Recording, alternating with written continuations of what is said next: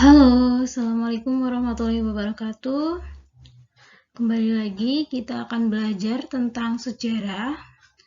Setelah kita belajar di bab 1, hari ini kita akan belajar di bab 2. Materinya itu adalah ruang lingkup ilmu sejarah.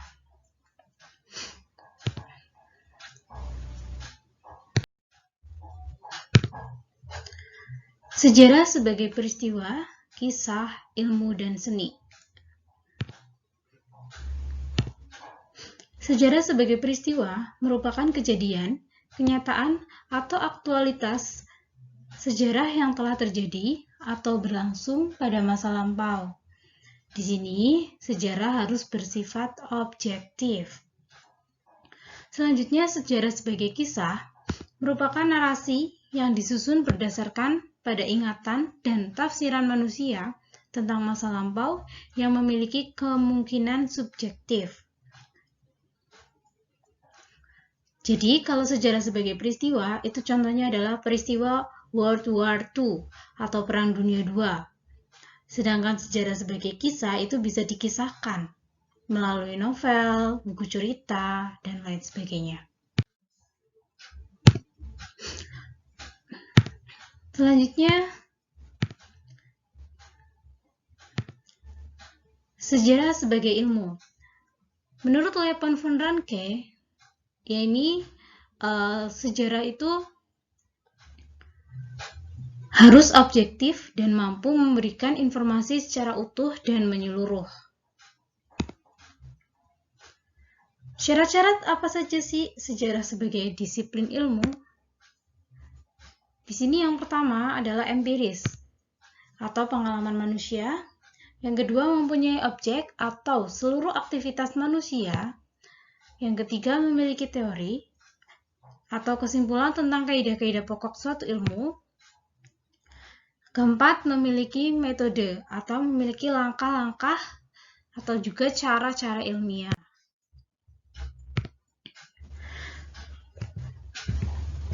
Sejarah sebagai seni, karena ia membutuhkan intuisi, emosi, dan gaya bahasa, sebagai seni, sejarah memiliki beberapa kekurangan. Yang pertama, kehilangan ketepatan dan objektivitas. Yang kedua, sejarah akan terbatas. Contohnya ini, ada sebuah buku atau novel yang berjudul Guerra Mundial. Selanjutnya, unsur-unsur sejarah. Apakah kalian tahu apa saja itu unsur-unsur sejarah? Unsur yang pertama, kalau kalian perhatikan gambar tersebut, kira-kira apa yang kalian pikirkan? Unsur sejarah apa itu? Sudah tahu? Nah, yang pertama adalah manusia. Selanjutnya, silakan kalian perhatikan gambar berikut. Selain unsur sejarah manusia, dari gambar berikut, unsur sejarah lainnya itu ada apa? Ya, unsur sejarah berikutnya itu adalah waktu. Satu lagi unsur sejarah. Coba kalian perhatikan gambar ruangan tersebut. Kira-kira unsur sejarah ketiga di sini itu apa? Oke, tepat sekali. Unsur sejarah yang terakhir adalah ruang. Ya, jadi unsur-unsur sejarah itu ada 3. Yang pertama adalah manusia. Yang kedua adalah waktu. Yang ketiga adalah ruang. Nah, jadi seperti di bab pertama, itu kita bahasanya adalah manusia, ruang, dan waktu. Mereka akan saling berkaitan, tidak bisa dipisahkan satu sama lain.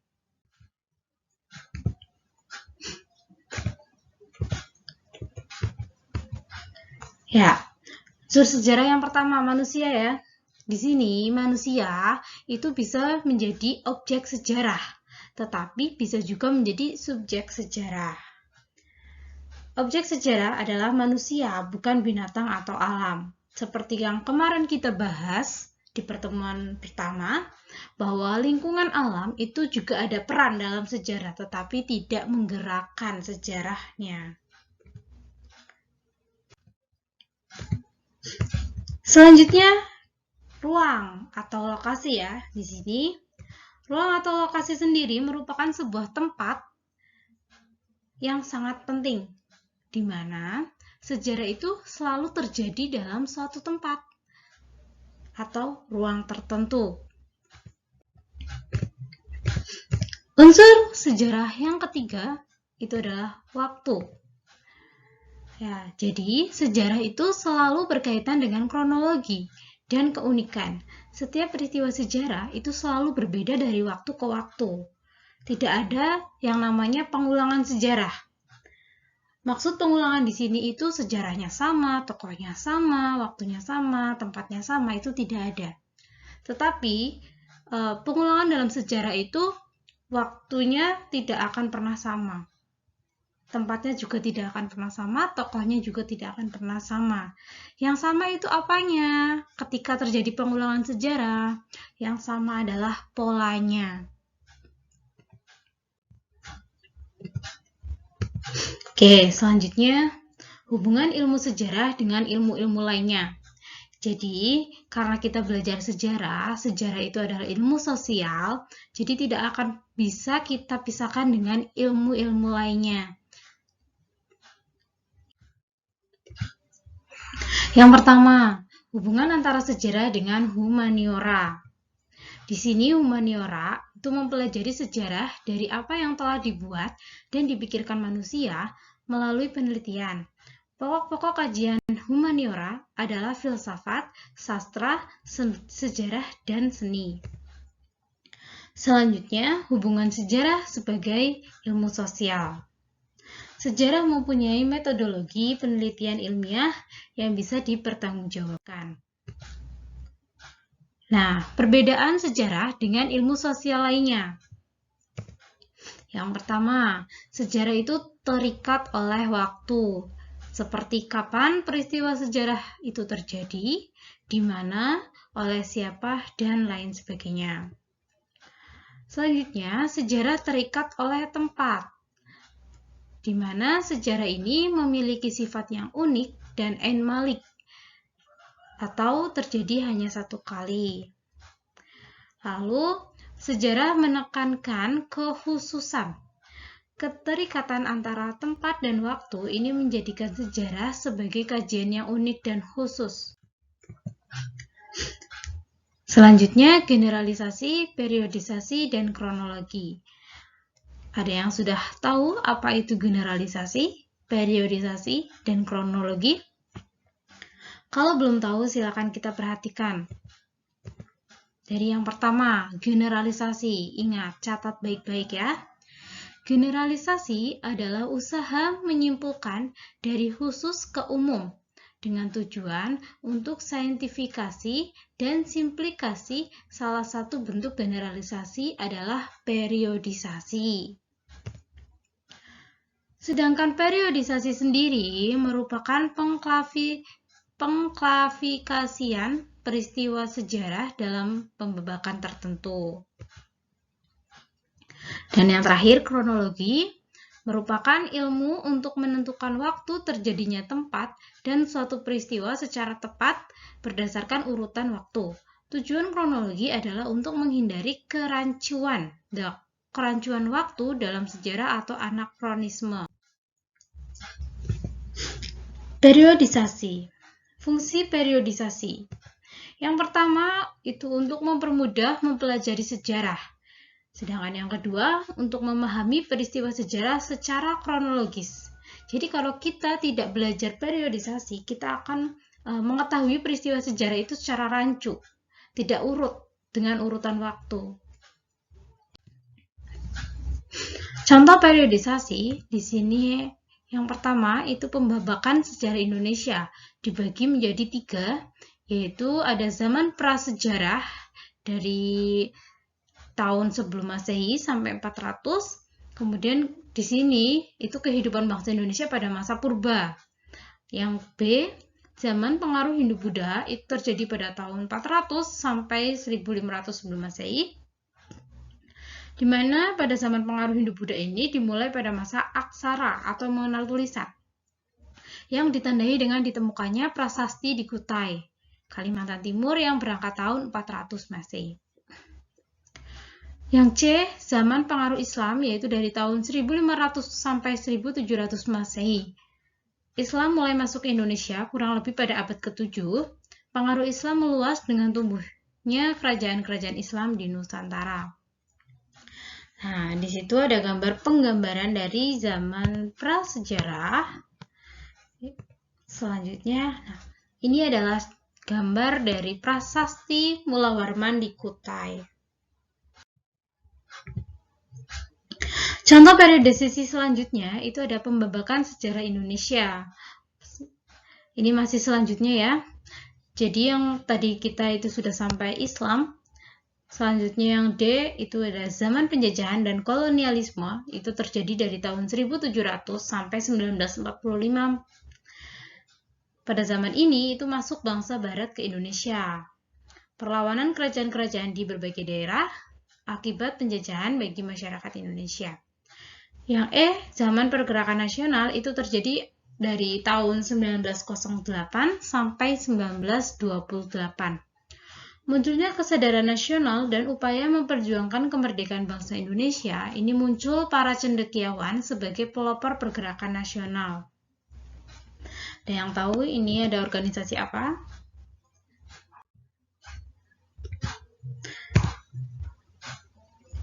Ini masih selanjutnya lagi.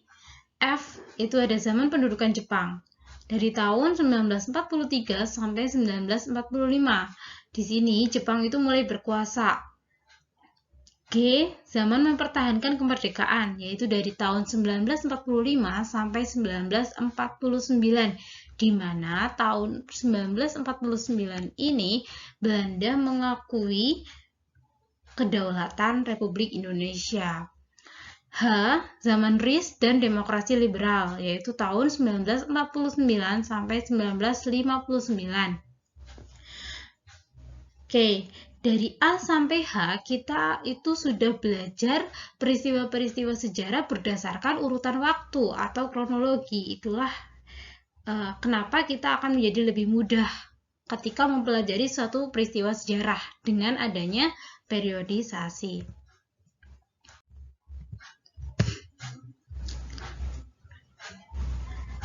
Kemudian selanjutnya ini masih dilanjut. Ada zaman demokrasi terpimpin, demokrasi Orde Baru, lalu ada juga zaman reformasi. Lalu kronologi sejarah Indonesia. Kronologi sejarah Indonesia ini bisa kita lihat dari abad ke-5 Masehi sampai dengan abad ke-14 Masehi. Di mana abad ke-5 Masehi sampai 14 Masehi itu proses masuk dan berkembangnya agama besar di Indonesia, yaitu ada Hindu, Buddha, dan Islam. Lalu dibagi juga menjadi dua, yaitu abad 16 Masehi sampai abad pertengahan, di mana proses penjajahan bangsa asing terhadap Indonesia itu dimulai.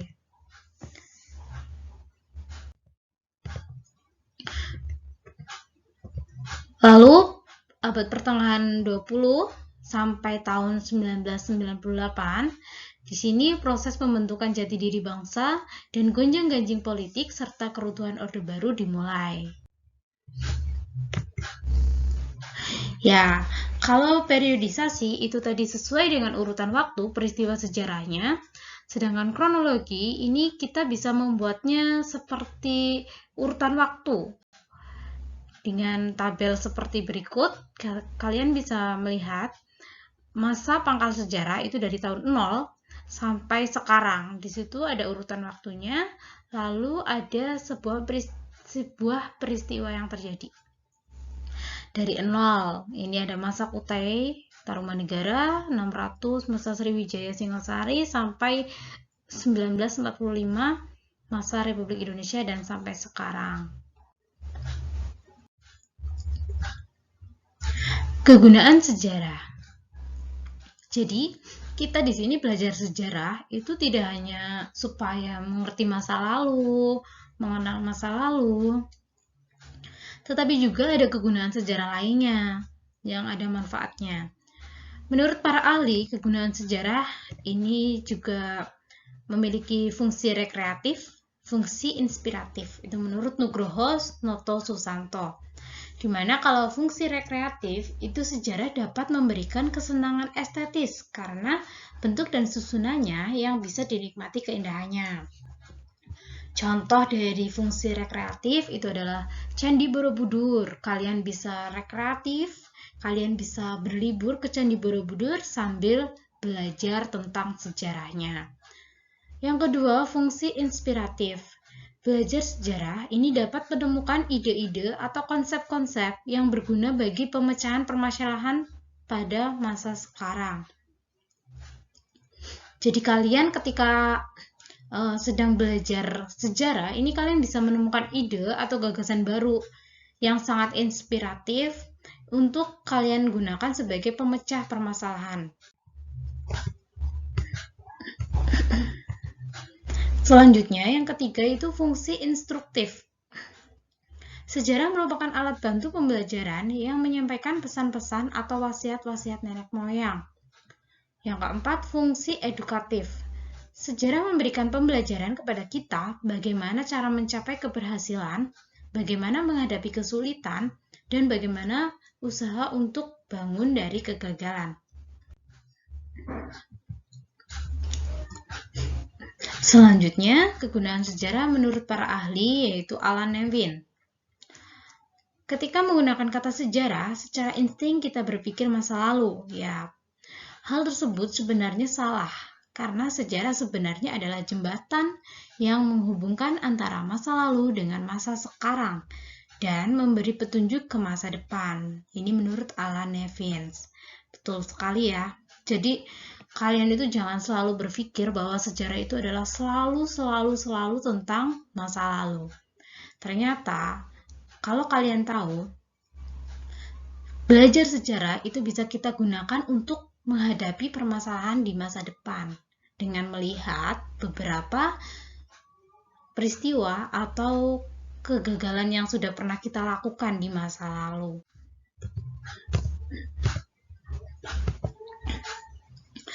Yang pertama, ini sejarah mengajak manusia untuk berpikir ke masa lalu sebagai bahan acuan ke depan dan memprediksi masa yang akan datang. 2. Sejarah digunakan sebagai alat bantu untuk menemukan keadaan yang akan datang karena peristiwa-peristiwa sejarah ini mempunyai kemiripan meski tidak mungkin terulang. Itu ya, sekali lagi, jadi ilmu sejarah itu bisa kita gunakan untuk memprediksi masa depan dengan cara kita melihat atau mengacu pada masa lalu. Sedangkan kegunaan sejarah secara umum, ini sejarah itu sebagai ilmu, sejarah sebagai pendidikan moral, sejarah sebagai pendidikan penalaran. 4. Sejarah sebagai pendidikan politik, sejarah sebagai pendidikan kebijakan. 6. Sejarah sebagai pendidikan keindahan. 7. Sejarah sebagai ilmu bantu. 8. Sejarah sebagai bukti.